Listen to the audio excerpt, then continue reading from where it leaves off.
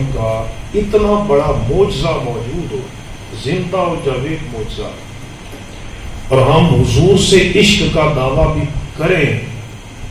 پر پڑھنا قرآن بھی نہ آتا ہو، ناظرہ بھی پڑھنا نہ آتا ہو،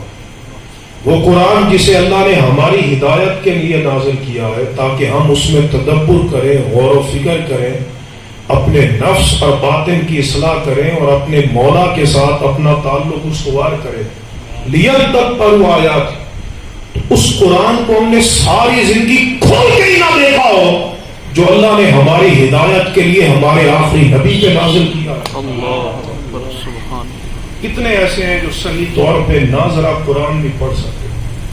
کیا یہ معلومی نہیں ہے؟ اور میں آپ کو صحیح بتا رہا ہوں، حضرت عبداللہ بن مسعود رضی اللہ تعالیٰ عنہ فرماتے ہیں زبانی کلامی دعوی محبت کی کوئی حیثیت نہیں ہوتی، عمل دیکھا جاتا ہے۔ حضرت عبداللہ بن مسعود رضی اللہ تعالیٰ عنہ فرماتے ہیں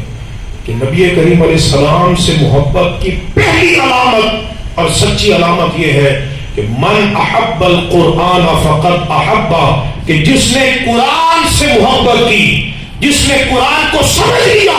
اور قرآن کا فیض حاصل کر لیا، وہی بندہ مصطفیٰ جان احمد سے محبت کرتا